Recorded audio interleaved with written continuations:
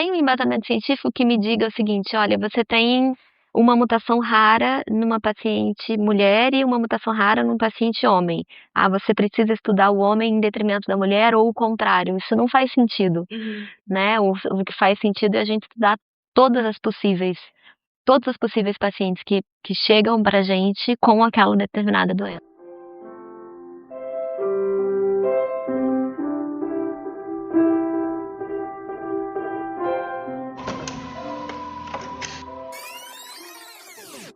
Hoje é quinta-feira, dia 11 de julho de 2024. Eu tô no meio do caminho entre Rio e Campinas, e mais ou menos no meio do mestrado. Em um desses dias no Rio, o Bruno me levou para conhecer o laboratório que ele faz parte. Um prédio novo, todo reformado e tecnológico. A alguns passos do prédio em que fizemos a maior parte das nossas disciplinas da graduação, na UFRJ. Lá, eu consegui entrevistar uma doutoranda do mesmo programa que ele e a professora Thaís. Meu nome é Thaís Hanae Kassai Branslick, sou professora aqui da UFRJ, mais precisamente do Centro Nacional de Biologia Estrutural e Bioimagem. Me identifico como uma pessoa não sei nem como dizer, mas do sexo feminino, né, como uma mulher, mulher cis. A entrevista dela, que agora na estrada, estou escutando. De novo e de novo nos meus fones de ouvido.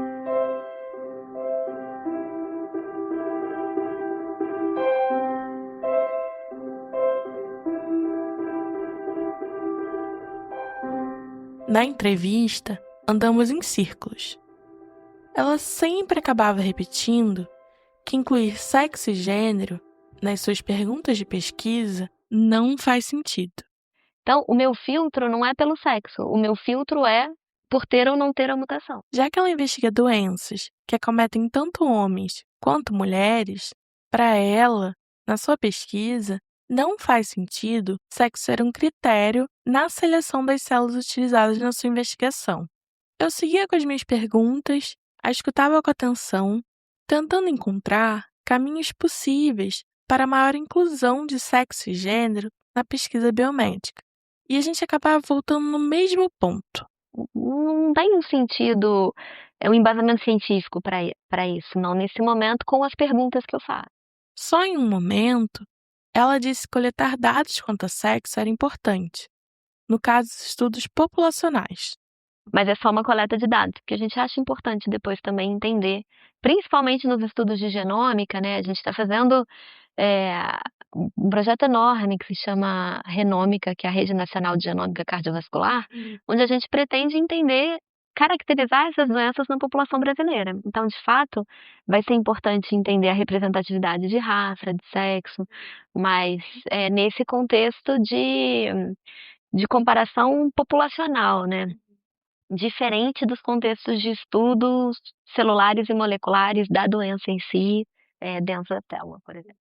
De novo, parece que há uma força que isola a sala de cultura das minhas questões feministas.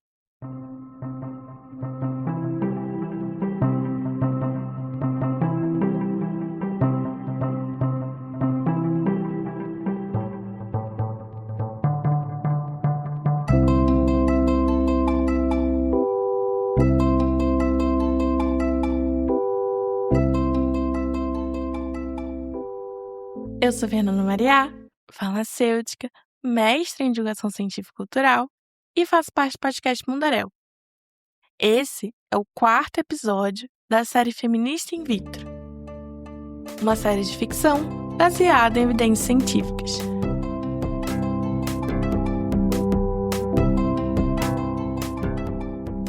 Quando eu soube da política norte-americana de 2016, que tornou obrigatória a inclusão de modelos femininos e masculinos nos experimentos com células animais, eu achei ótimo. Estava pronta para vestir a camisa e erguer a bandeira de que todas as pesquisas deveriam agora passar a incluir células das mulheres também. Isso me pareceu, à primeira vista, bem alinhado com as minhas inquietações feministas. A pesquisa com células, com modelos in vitro, é parte das etapas de produção de tecnologia em saúde. E é urgente a inserção dos interesses e necessidades das mulheres e de todos nós e nossa diversidade nesse processo. Então, incluir células femininas na pesquisa me parecia um caminho interessante.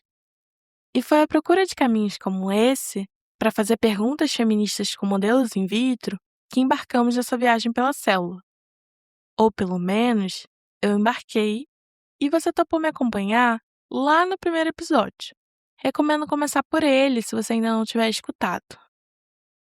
Até agora, nosso percurso pela célula se aproximou mais de uma corrida de obstáculos. No núcleo, esbarramos nas limitações de se atribuir sexo e gênero a uma célula, mas também nadamos em possibilidades para contorná-las, como o conceito de sexo contextual proposto pela professora Sarah Richardson. Nos perdemos num retículo endoplasmático, dando de cara com vários becos sem saída, principalmente na falta de rigor das publicações científicas. Nos frustramos ao perceber que células de uma mulher negra, as células HeLa, obtidas sem consentimento de Henrietta Lacks, sempre estiveram no centro da experimentação com células. E isso não garantiu o endereçamento dos interesses das mulheres na pesquisa biomédica, especialmente das mulheres negras. Mas a gente continua agarrada na discussão de diferenças entre os sexos. O principal impacto dessa política de inclusão de modelos femininos foi o aumento desse tipo de publicação, que compara um modelo feminino a um modelo masculino. Será que não acrescentaram nenhum direcionamento para resolver as iniquidades na saúde entre homens e mulheres, como essa política prometia?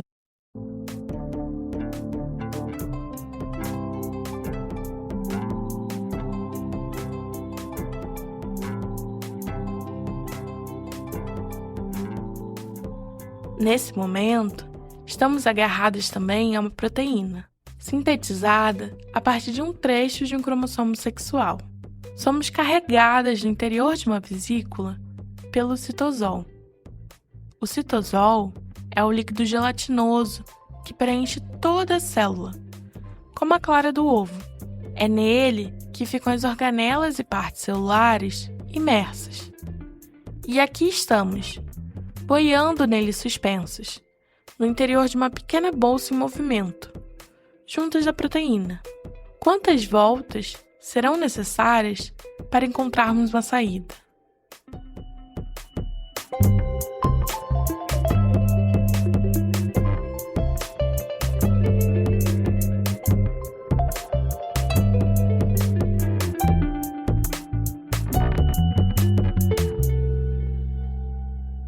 O laboratório que o Bruno e a professora Thais fazem parte é o mesmo laboratório da professora Regina Goldenberg, colaboradora da antropóloga Daniela Mânica na pesquisa sobre as células de sangue menstrual. Na verdade, o meu laboratório foi um dos laboratórios do Brasil que meio que estabeleceu essa cultura de células de tronco mesenquimais de sangue menstrual. Tronco mesenquimais não, estromais mesenquimais, células de sangue menstrual. Essa voz é do pesquisador Bruno Paranhos. A gente ouviu bastante sobre a pesquisa dele no episódio passado.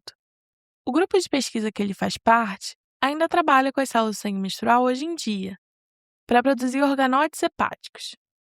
Mas o foco do laboratório é outro tipo de células-tronco, a de pluripotência induzida. O meu laboratório é um laboratório especializado na geração de células-tronco de pluripotência induzida.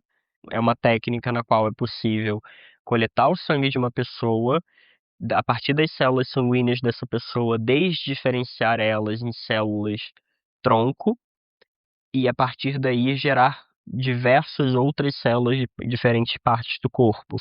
Então, a especialidade do meu laboratório é fazer esse procedimento e diferenciar em células do coração e células do fígado.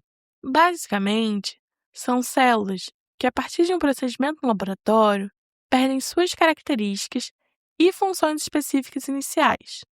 Eles transformam essas células adultas, como as células de sangue periférico ou do sangue menstrual, em células-tronco. E depois, diferenciam elas novamente, também por meio de experimentos. Aí, elas assumem características de células do fígado ou de células do coração. É como uma oficina de células, que transforma uma coisa em outra. Uma célula do sangue em uma célula do fígado, por exemplo. A professora Thais, que trabalha com células-tronco desde a iniciação científica, me contou que começou investigando com as células mesenquimais. E assim comecei a me encantar pelas células-tronco, trabalhando então com células-tronco mesenquimais humanas, foi meu primeiro contato. Essas células podem ser obtidas de várias fontes, incluindo o sangue menstrual. Só que eles perceberam que elas não têm todo o potencial que imaginavam. E onde a gente descobriu que as células-tronco mesenquimais, elas não tinham essa plasticidade toda. E que as melhoras que a gente observava, pequenas melhoras que eram observadas nos pacientes, que é bem diferente do que a gente via no modelo in vivo. No in vivo, documentavam-se grandes melhoras e não foi o que a gente observou nos pacientes. Mas a pequena melhora foi atribuída, então, a efeito parácrino, ou seja, essas células secretam alguma coisa e é essa secreção que hoje a gente chama de secretoma, mas à época tinha esse nome místico, genérico, né, de efeito parácrino. As células mesenquimais não têm tanta capacidade de formar outros tipos celulares e recuperar o tecido local adoecido como se pensava.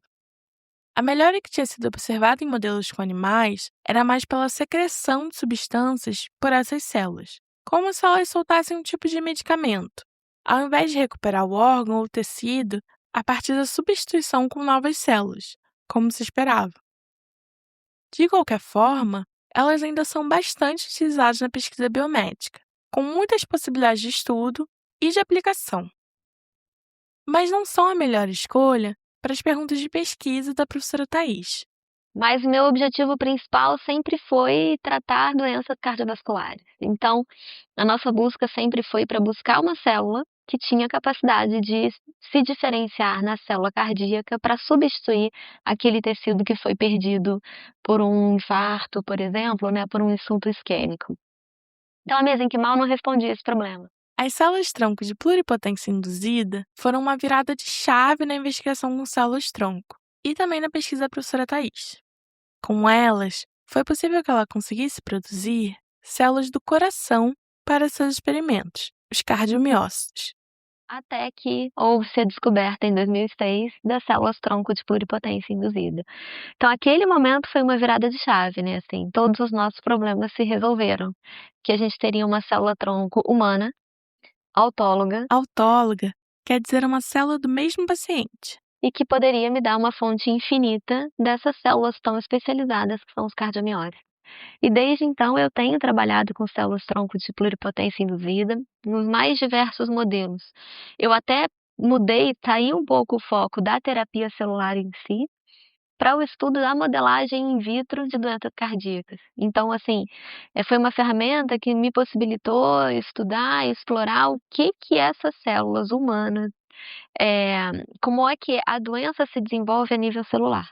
Então, a gente começou a estudar várias doenças cardíacas hereditárias, que acometiam, por exemplo, canais iônicos presentes na membrana dessas células cardíacas especializadas, e entender o porquê que, então, aquele paciente tinha determinada doença.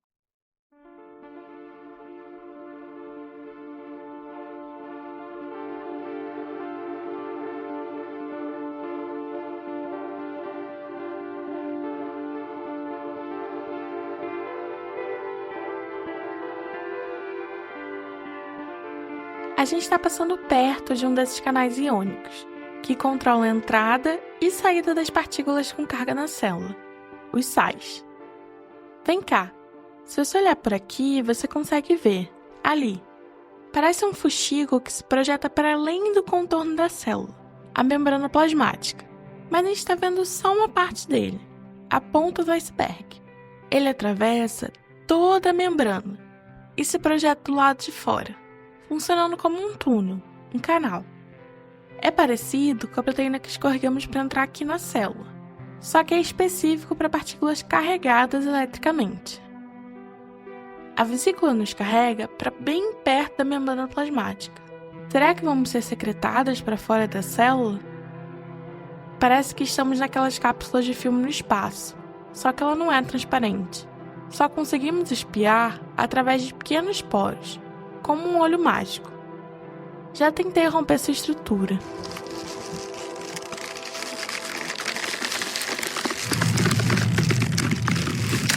Sem sucesso.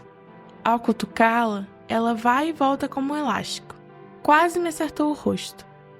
A gente está passeando pelo citosol, mas não temos controle de para onde vamos. O jeito vai ser deixar rolar. Vamos ver para onde essa volta vai nos levar.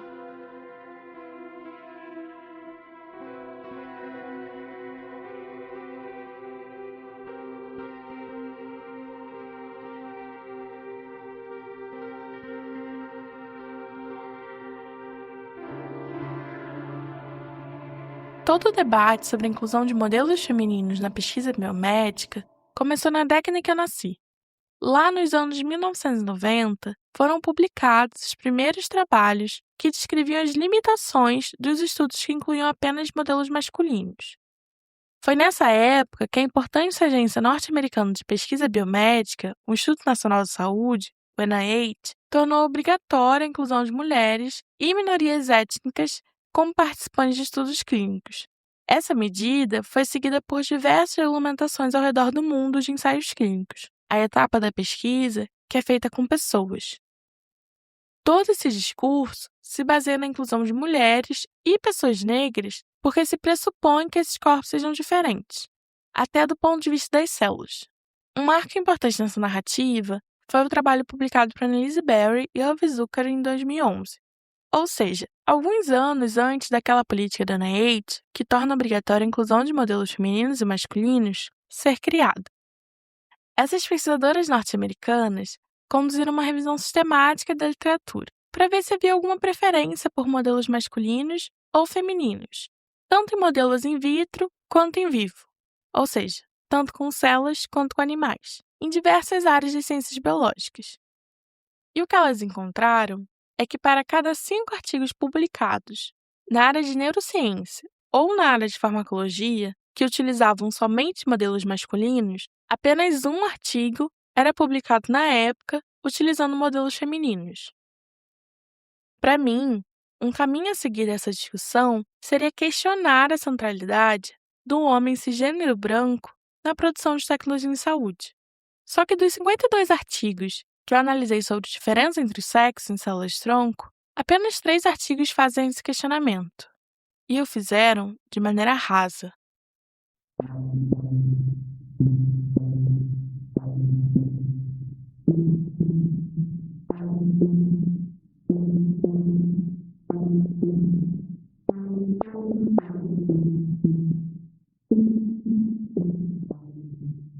O trabalho de Kathleen Balassa e colaboradores foi um desses 3.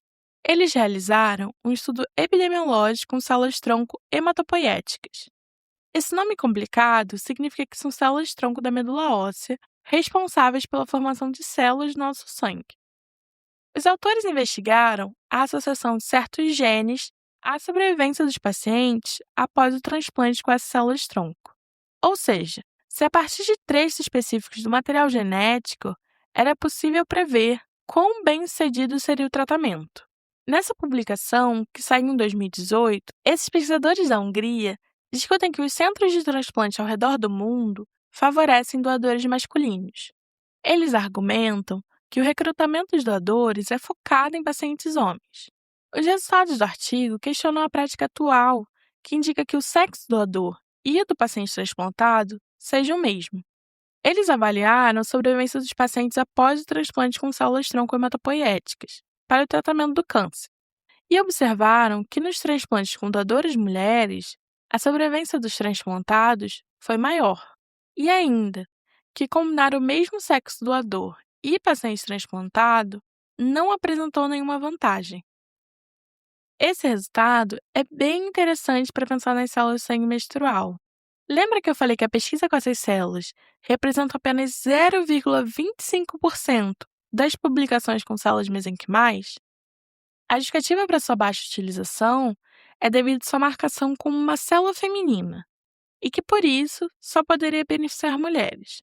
Esse argumento perde ainda mais o sentido a partir desses estudos com transplantes. Balas e colaboradores demonstram que uma célula-tronco obtida de um corpo feminino pode perfeitamente ser utilizada em um corpo masculino, inclusive, aparentemente, com mais vantagens do que uma célula-tronco obtida de outro corpo masculino. A antropóloga Daniela Mânica discute em sua pesquisa com as células de sangue menstrual que não existe nenhum impeditivo, do ponto de vista técnico, que tecnologias com essas células não possam ser utilizadas por todos nós, inclusive por pessoas que não menstruam. A barreira só tem a ver com preconceito de gênero e com a misoginia.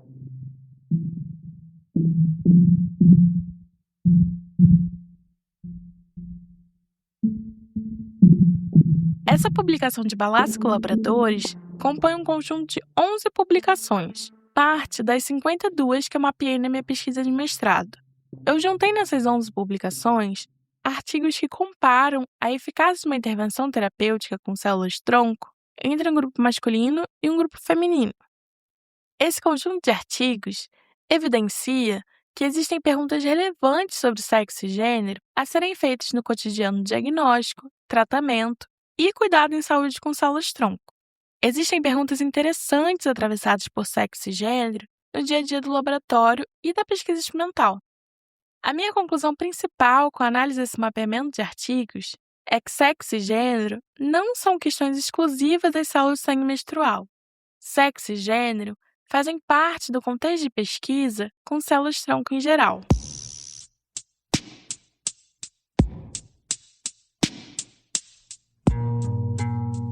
Mas fazem parte de uma forma diferente do que eu esperava. Primeiro, que essas publicações não dão direcionamentos diretos do que se fazer com essa diferença entre modelos femininos e masculinos, o que elas significam de fato. Além disso, esses artigos afirmam a importância de estudar a diferença entre os sexos em células-tronco, mas sem uma preocupação mais coletiva ou populacional, e sim numa direção de propor a otimização de terapias individualizadas. Ou seja, esses resultados não questionam a centralidade de um corpo específico, do homem cisgênero branco, nas tecnologias desenvolvidas pela ciência, que teoricamente seriam para todos, mas não são. Minha sensação, ao ler esses artigos, é de andar em círculos, como estamos agora, sendo carregadas por essa vesícula por voltas e mais voltas no citosol. Tô até ficando meio mareada já.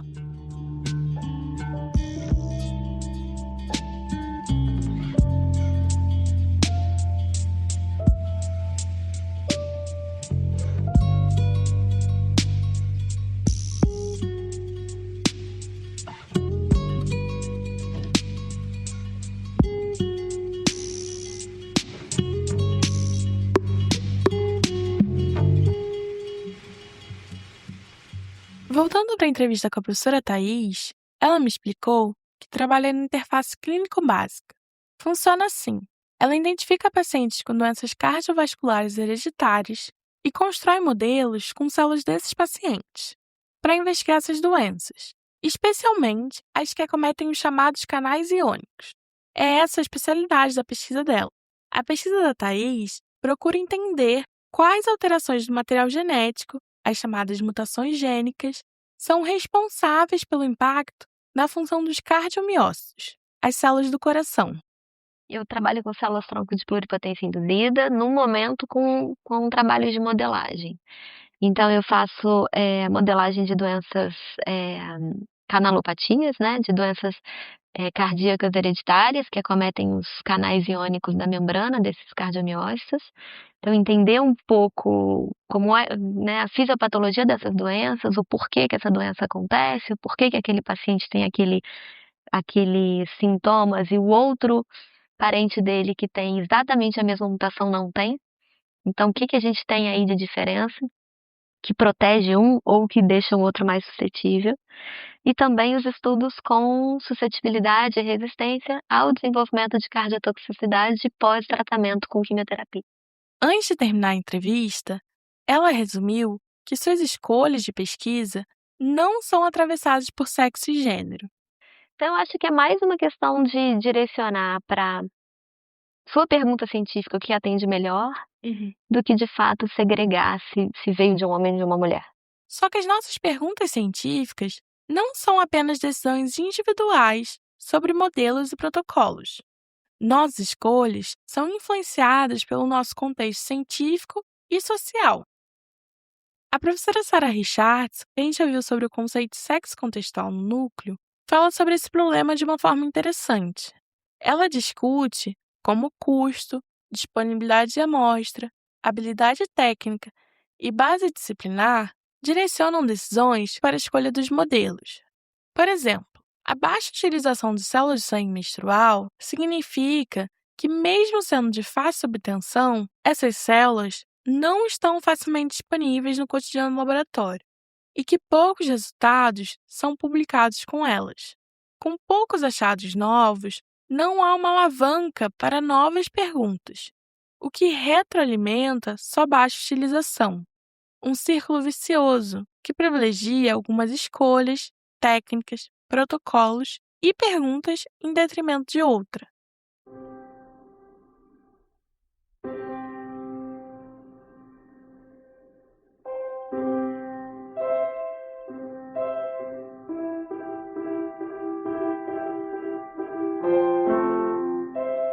Eu percebo que estamos andando em círculos mesmo antes de termos alcançado o citosol.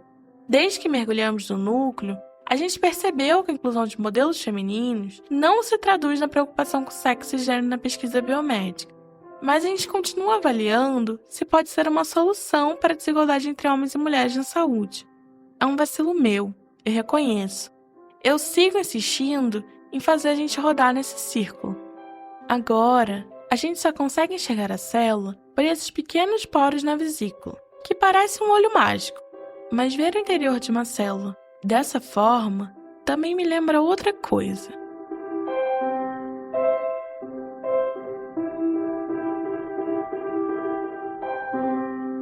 Me lembra de quando olhamos uma célula através de microscópio, com um olhar focado e limitado a uma pequena região, amplificada pela lente.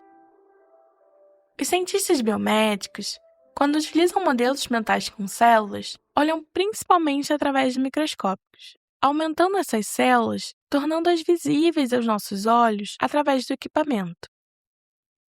A historiadora da ciência norte-americana Londa Schebinger reuniu críticas feministas aos modelos biomédicos. Segundo ela, esse enfoque nos processos bioquímicos e celulares das doenças desconsidera que a saúde é o que se passa em pessoas inseridas em comunidades, e não em corpos biológicos individuais formados por células. E isso é uma limitação, assim como é considerar que sexo é apenas uma variável biológica. A antropóloga brasileira Fabiola Holden discute que, ao se falar de sexo e gênero, estamos falando da lógica de funcionamento da sociedade. Ao tentar resolver um problema social, o campo biomédico não aciona os cientistas sociais e suas ferramentas teóricas e metodológicas. Para tratar de um tema com a complexidade da desigualdade em saúde entre homens e mulheres, o campo propôs uma solução com uma rota que parece ter sido traçada através de microscópio. Vamos então incluir modelos femininos. Espero que a essa altura desta série você já tenha entendido, como eu, que essa suposta solução tem potencial e efeitos bastante limitados. 10 anos depois daquela revisão realizada por Barry Zucker, que quantificaram a preferência de modelos masculinos nas ciências biomédicas, outra análise foi publicada, comparando os resultados. Em 2021, Whitworth, Berry e Woodruff encontraram um aumento na proporção de estudos que incluíram ambos os sexos, mas viram também que não houve mudança proporcional na análise dos resultados por sexo. Ou seja, pesquisaram, mas não extrapolaram isso para os resultados, que poderia trazer mudanças nas políticas de saúde. E mais, a farmacologia foi uma área que não teve mudança significativa nesse sentido. Para endereçar questões pertinentes a mulheres na saúde, a farmacologia deveria ser uma área-chave. Porém, é justamente a área que não apresentou mudança na inclusão de modelos mais plurais na pesquisa, o que nos leva ao emblemático caso Zolpidem. So, Ambien is, of course, a popular sleep drug. Então, o Zolpidem é um medicamento popular utilizado para dormir, e se tornou há alguns anos um exemplo marcante para se argumentar pela necessidade dos estudos diferentes entre os sexos no desenvolvimento de medicamentos, especialmente no processo pré-clínico de testes de fármacos. Particularly in the preclinical process of drug testing. Lembra dessa voz? É da professora Sarah Richardson, historiadora e filósofa da ciência norte-americana. Você ouviu trechos da minha entrevista com ela na nossa primeira parada, o Núcleo. Ela é uma das pesquisadoras que eu conheci em um congresso internacional que eu participei durante o mestrado e que topou participar dessa série. Eu vou fazer a tradução simultânea das falas dela para o português. A gente conversou sobre o Zolpidem, que é um medicamento utilizado para o tratamento da insônia, e se tornou um marco na defesa da importância do estudo de diferença entre os sexos na pesquisa biomédica. When the Food and Drug Administration in the United States examined the situation, Quando a FDA nos Estados Unidos examinou a situação, eles notaram que, aparentemente, mulheres excretam o fármaco mais devagar do seu sistema. E pela primeira vez na história, essa agência norte-americana anexou um guia para a dosagem para o medicamento Amiene, também conhecido como Zolpidem, que a dose deveria ser menor para mulheres comparada a homens. E para os defensores das diferenças biológicas entre os sexos, isso pareceu que poderia ser a ponta do iceberg. For advocates of sex difference biology, this looked like it could be the tip of the iceberg. Em 2013, a Agência Norte-Americana de Regulamentação de Alimentos e Medicamentos, a FDA, determinou que a dose de Zolpidem a ser prescrita fosse diferente para homens e mulheres. A diferença implicava numa redução pela metade da dose para as mulheres, e a alegação era de que o medicamento era especialmente perigoso para elas. O Zolpidem se tornou rapidamente um exemplo a ser seguido para corrigir a desigualdade de saúde entre homens e mulheres. Inclusive, o caso é citado como uma grande justificativa para a implementação da política de inclusão de modelos femininos e masculinos que entrou em vigor 3 anos depois.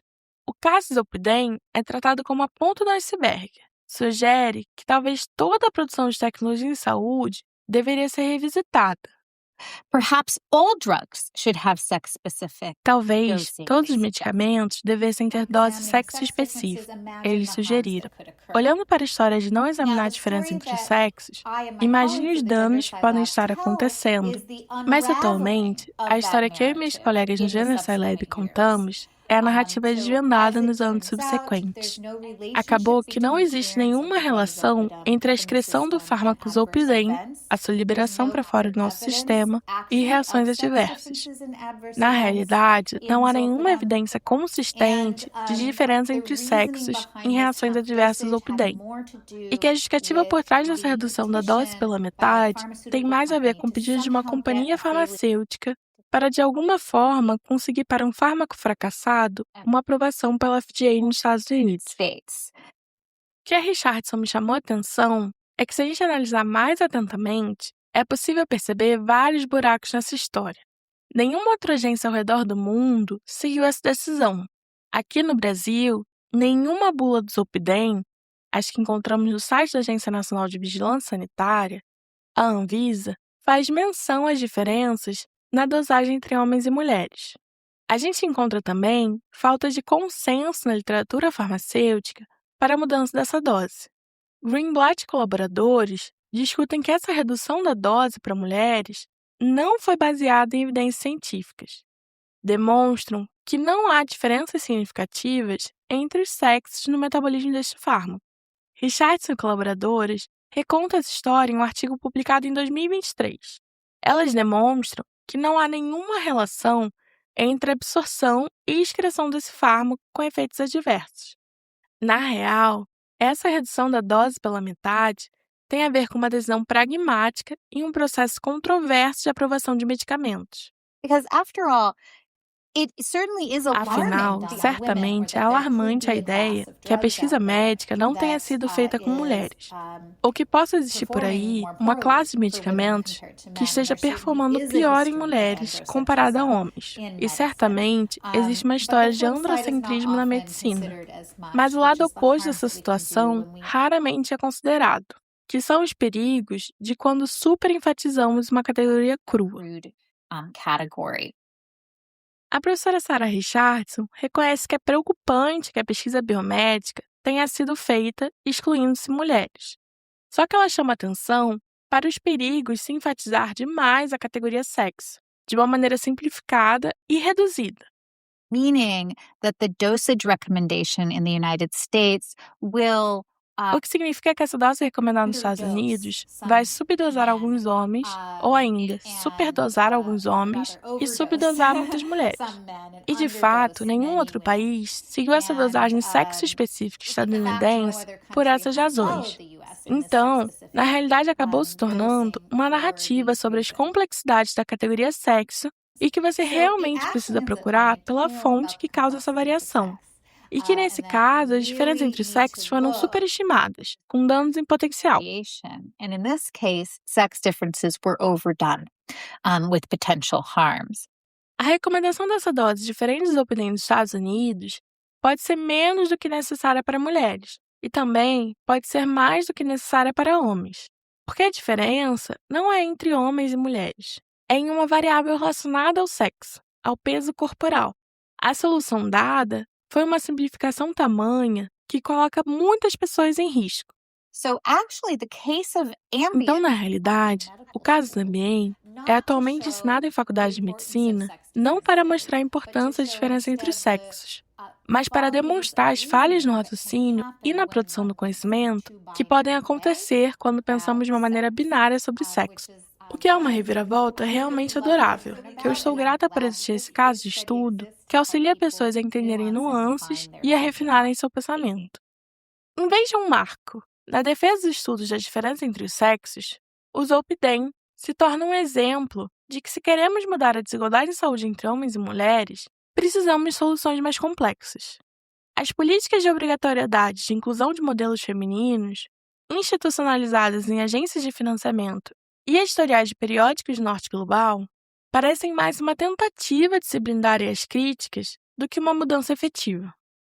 Frente à pressão política para o endereçamento de questões pertinentes a mulheres na saúde, obrigar a inclusão de modelos femininos dilui a força do argumento da ausência dos modelos femininos na pesquisa biomédica.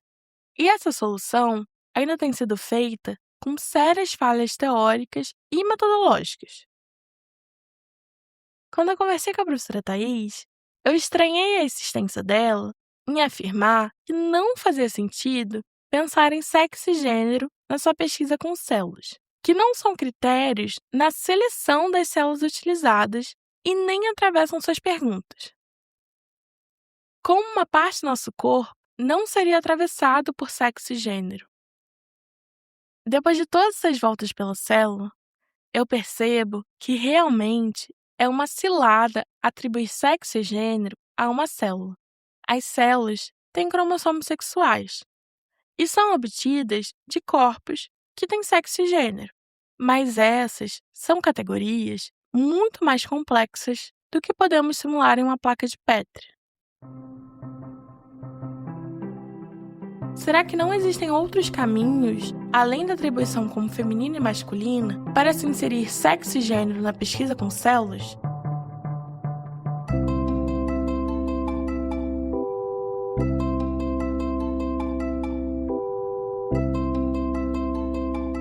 É nesse momento que no nosso caminho há uma pedra. Estamos nos aproximando de uma estrutura bem menor que o núcleo. Acho que vamos colidir. Então, se segura!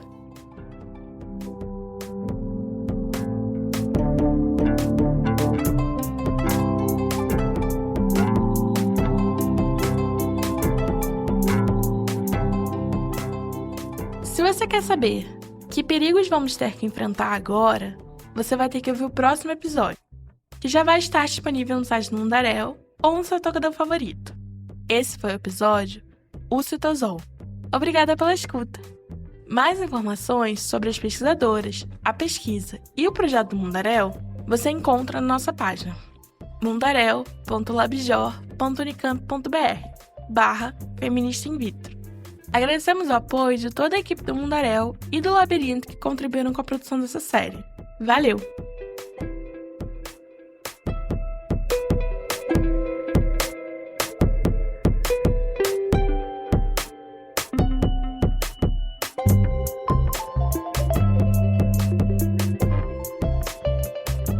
Vem comigo enfrentar as ciladas dos lisossomos